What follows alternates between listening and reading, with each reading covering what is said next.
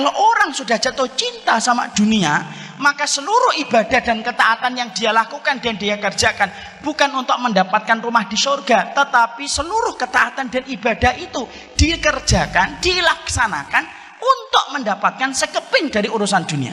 Dia sedekah terus sampai kemudian dia ketika di dalam mizan dia ngeliat, loh sedekah saya sudah ratusan juta kok nggak ada. Jawab lagi sama Allah, loh bukannya kamu sedekah itu supaya mendapatkan keuntungan besar. Orang-orang yang semacam ini kata Allah, maka bisa jadi nanti ketika di akhirat, ketika mereka di akhirat tidak mendapatkan apapun dari apa yang telah mereka lakukan di dunia, kecuali yang mereka dapatkan itu adalah neraka. Sia-sia apa yang mereka lakukan, batal atas apa yang mereka usahakan.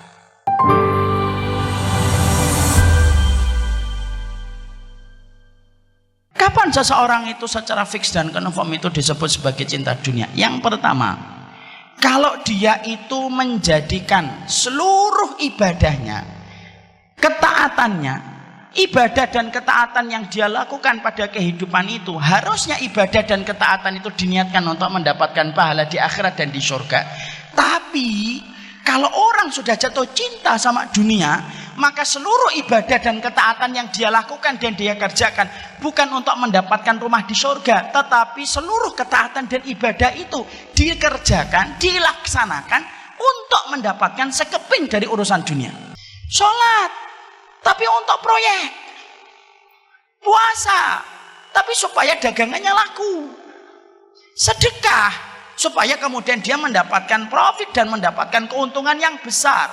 Padahal kita harus paham, harusnya seorang mukmin itu memahami sholatnya, puasanya, sedekahnya itu bukan untuk membangun dunia dia, tapi sesungguhnya seluruh ibadah kita itu untuk membangun akhirat kita.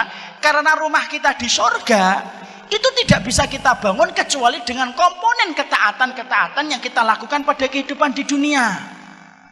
Orang kalau sudah kesetrum dengan cinta kepada dunia, bukan hanya mubah yang dijadikan untuk mendapatkan dunia. Kalau perkara mubah untuk dijadikan dunia memang boleh.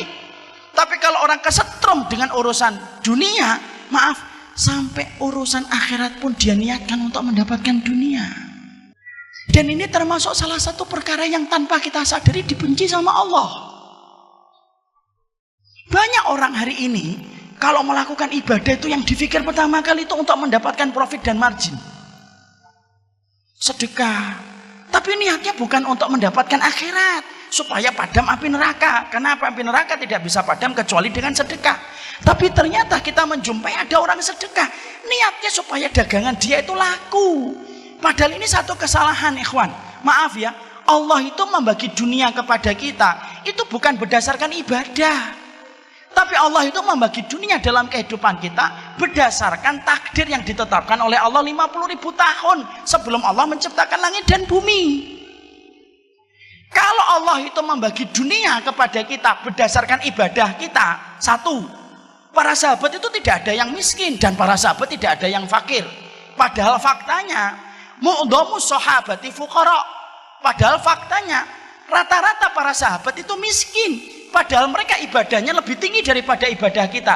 Kenapa para sahabat itu miskin padahal ibadahnya luar biasa? Di situ kita mendapatkan sebuah bukti. Allah bagi dunia bukan berdasarkan ibadah. Yang kedua, kalau Allah itu membagikan dunia kepada kita berdasarkan harta, berdasarkan ibadah, berarti orang-orang yang tidak beriman itu harusnya tidak punya duit.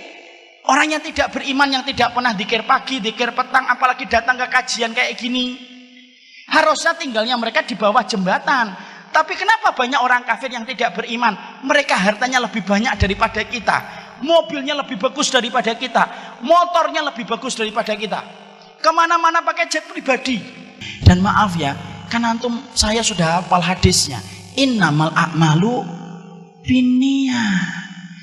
Segala sesuatu itu tergantung niatnya. Kalau ada orang nanti beribadah, kok niat pertamanya tidak ada yang menggerakkan dia ketika beribadah kecuali karena ingin mendapatkan sekeping dari kenikmatan dunia, dikasih sama Allah.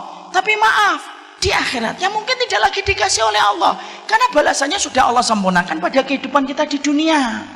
Ada orang nanti ketika disidang oleh Allah dalam pengadilan akhiratnya, dia bingung, loh Allah, mana sholat tahajud saya? Allah jawab, loh sholat tahajud kamu kan supaya dagangan kamu laku, Sudah aku jadikan lakukan daganganmu yang ada di pasar.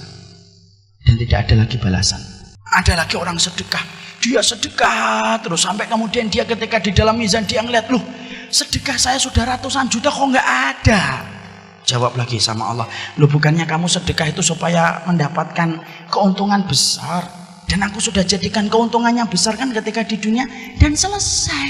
Habis. Disebabkan ketika kita menjadi orang cinta sama dunia, saking khawatirnya kita untuk menjadi orang yang tidak punya apa-apa. Loh sampai urusan akhirat pun kita paksa dan kita seret urusan akhirat itu untuk urusan dunia. Padahal itu salah satu perkara yang merusak ibadah kita kepada Allah.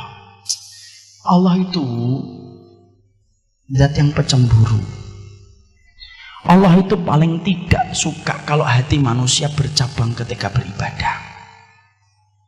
Kalau kita sholat hanya gara-gara seorang wanita, sholat kita tidak sah. Sama. Kalau sholat kita hanya untuk dunia pun Allah menjadikan sholat itu tidak sah. Dan akhirnya tanpa disadari itu merusak pada kehidupan kita. Makanya saya teringat sebuah asar. Asar itu sebuah riwayat. Dan poin yang pertama ini berat tapi memang harus dibahas.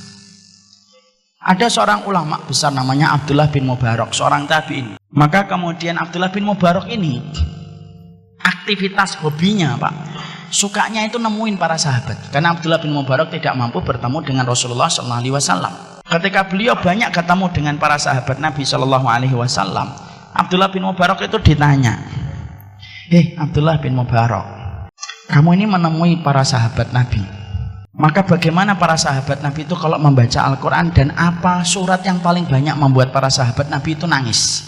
Abdullah bin Mubarak lalu berkata, aku ini melazimi para sahabat satu persatu, dan aku perhatikan makannya, aku perhatikan taklimnya, aku perhatikan bagaimana sholatnya, dan aku pula perhatikan bagaimana para sahabat kalau membaca Quran.